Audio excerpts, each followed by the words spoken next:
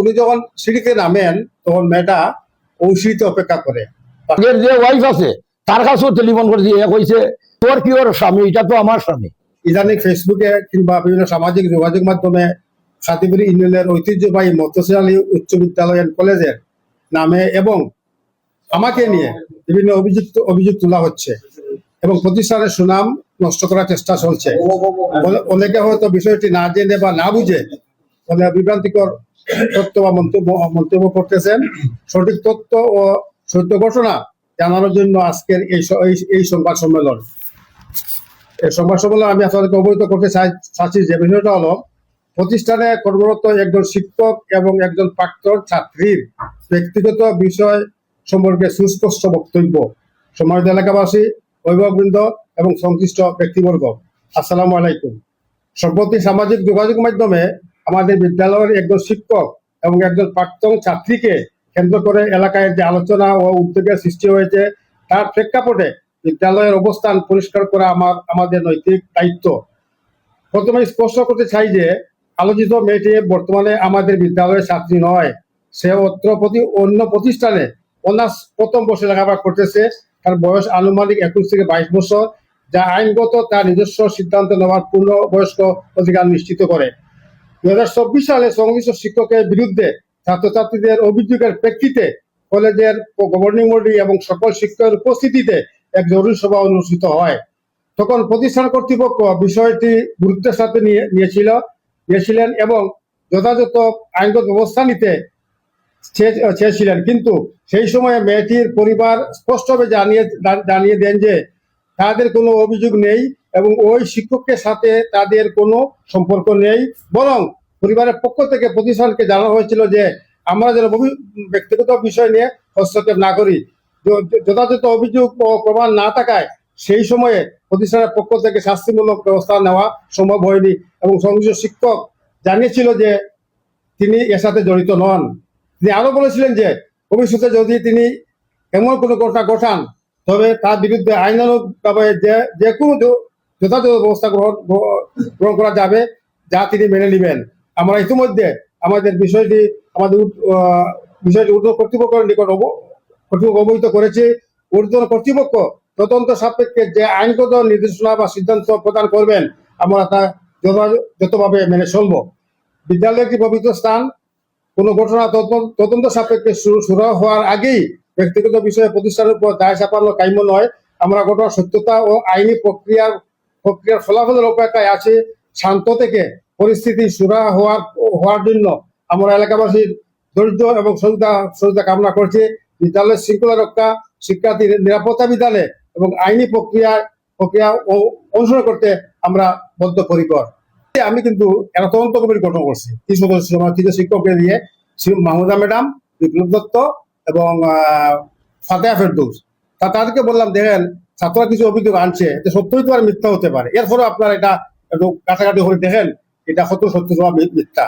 তারা কিন্তু প্রথম সপ্তাহ কিছু অবজার্ভ করছেন, আমাকে বলছেন যে আমাদেরকে আরো কিছু সময় দিতে হবে। 2 সপ্তাহ পরে তারা আমাকে জানিয়েছেন যে স্যার ঘটনা আসলে কিছু সত্যতা আছে। কারণ মেয়েটা উনি যখন সিঁড়িতে নামেন তখন মেয়েটা ওই সিঁড়িতে অপেক্ষা করে, আর সবাই যখন সিঁড়িতে চলে যায় তখন মেয়েটা সবার শেষে যায় এবং তিনিও মেয়ের সাথে যান এবং মেয়েকে মাঝে মধ্যে কিছু সহায়ক বই দিয়ে সাহায্য করেন। এমনকি পরীক্ষা হলের মধ্যেও তার ওই মেয়েটির সান্নিধ্যে যাওয়ার চেষ্টা করেন। এটা আমার প্রতিবেদক সদস্যরা এরা কিন্তু রিপোর্ট দিয়েছেন। এই রিপোর্টের পরিপ্রেক্ষিতে আমরা সব শিক্ষককে নিয়ে আমরা বসলাম। এটা বসছে 26 তারিখ, 26/6/2024। তাকে বললাম যে আপনার কিন্তু এই অভিযোগ ছাত্র অভিযোগ দিচ্ছে, আপনি এর ব্যাখ্যা দেন।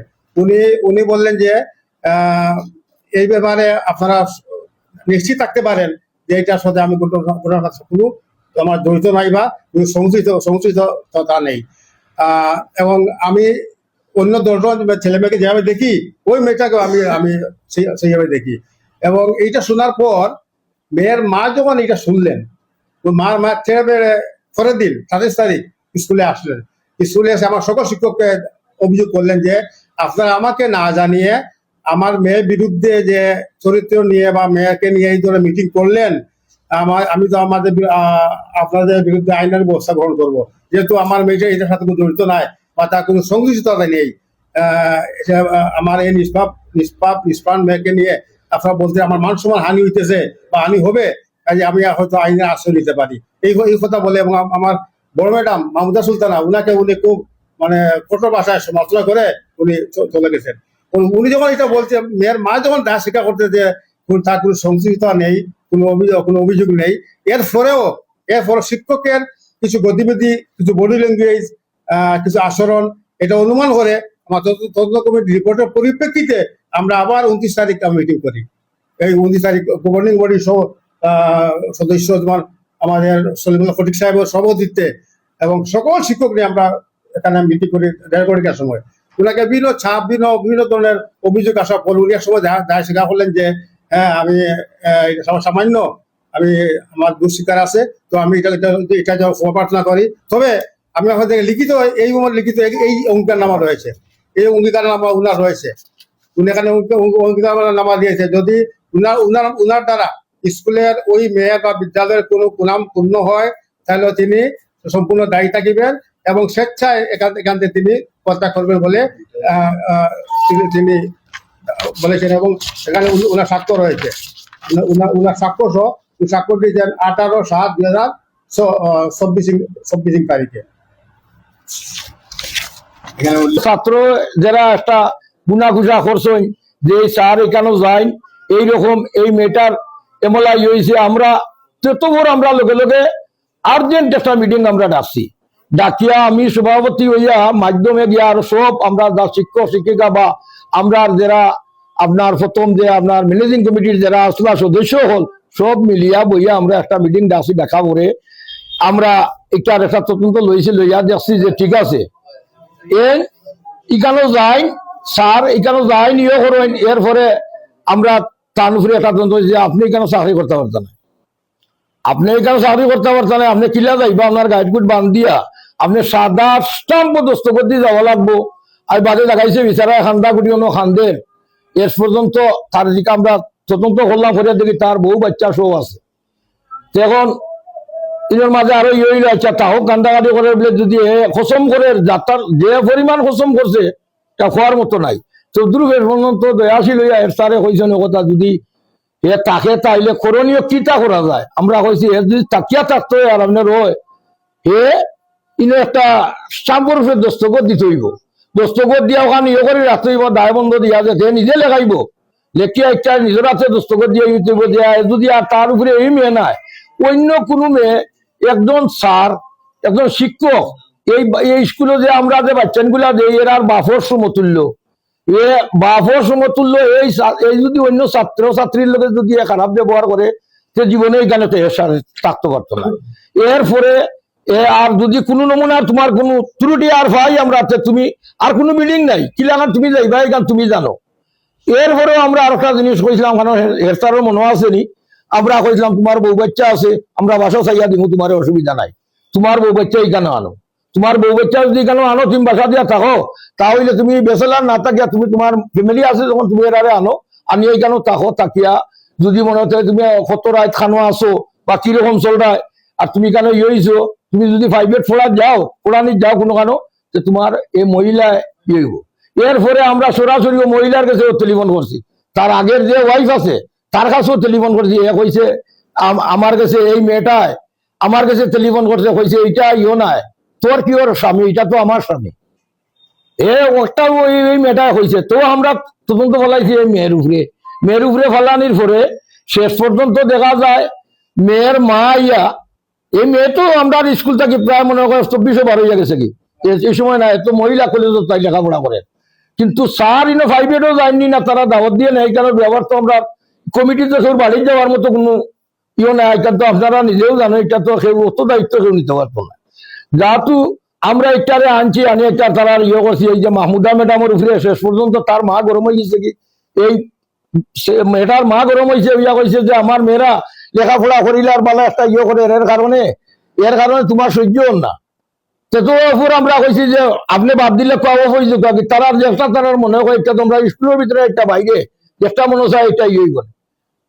এর পরের দিন আসিয়া এই মেয়েটা আরবার হুমকি দামকি ওটাও দিছে যে আমার আফেরটা মেয়ে এই মেয়ের উপরে আপনারা বদনাম, এই ম্যাডামের কারণে আপনারা বদনাম তুল দিলা আর ইয়ে হইলা যে আমি আনি একটা কেস আমরা ইয়ে করবো আপনারা রূপে। তখন আমরা ও কথাও কইছি, আমার কাছেও গেছে, আমি ও কথাও কইছি বলে দেখো তুমি তোমার মেয়ে যাক, তুমি আমরা সহযোগিতা করতে আসলে ও কথাও বলে আমরা আমার মেয়ের দুঃখে যে বদনাম উঠছে যদি সত্যকার হইয়া থাকে সেই সারের কারণে তো আমার মেয়ের উপরে বদনাম উঠতে বুঝা লাগে। আমার মেয়ে আজ আপনারা ইয়ে করো, আপনারা লগে আমরা থাম, আপনারা লগে আমরা আসি, ইকার না হইয়া এই মেয়েটার মায় অন্যটা হওয়া আরম্ভ করছে। তখন আমিও কথা কইছি যাও তোমার কোনো আর আমরা এখানে তোমার যদি মেয়েরে লইয়া কোনোদিন কেউ যায় কি এই সারে যায় কিন্তু যদি না অন্য কোনো ঘটনা করে এই স্কুলে না যখন আমরা এটা দায়বান নাই, আমরা এখানে চাকতে পারতাম না, আমরা কোনো সেবে অসুবিধায় আমরা ফাইতে নাই কেন। আমি এই কথা কইয়া তান্ডে বিদায় করি কি করি আর বাদে সারে ওরকম হয়েছে। এখন যদি এই যে অভিভাবক যে মেয়েটার মা যদি হইতো আমরা বলে আপনারা যখন স্কুলের শিক্ষক হল শিক্ষিকা বা ওই যে আপনারা ওই যে ইয়োর কমিটির যারা আছেন ম্যানেজিং কমিটির যারা আছেন আমরা সহযোগিতা করক্কা করি আমরা ইয়ে যখন মেয়েটা আরবার যদি উল্টা হয় হোক চাই আমরা ইনো থাকতাম পারিনি, আমরা তো ইনো আর ইচ্ছে অ্যাকশন নিতাম পারি না, এখন তো আমরা উড়ে আইয়র ও যে আপনারা বারে থাকি হলে লেখরা ওই জিনিসটা আমি হইয়া গেলাম ওগুলো আমার হিসাবে দেখছি আর ওগুলো আমার ফুয়াও লগর বা আমরা আরো বাচ্চাইন্তর মতো ইয়ত তুমি তাই জিনিসটা আমরা লোকে বুঝতে আসিল বা বুঝিয়া একটা জিনিস একটা প্রতিষ্ঠান থেকে সবে তুমি লেখাপড়া করিয়া গেছো এই স্কুলের যদি আজ একটা কথা হয় একটা প্রতিষ্ঠান আর একটা মা বাবার যদি কেউ একটা ছেলে বদনাম করে সেটাও নিজে ঘুরি ফিরি নিজের উপরে এইরকম মনে করে একটা প্রতিষ্ঠান এই স্কুলে তুমি তাই লেখাপড়ি সবে গেছো লেখাপড়া করিয়া গেছো আজ তুমি তাই যদি এই স্কুলের বিরুদ্ধে লেখাপড়া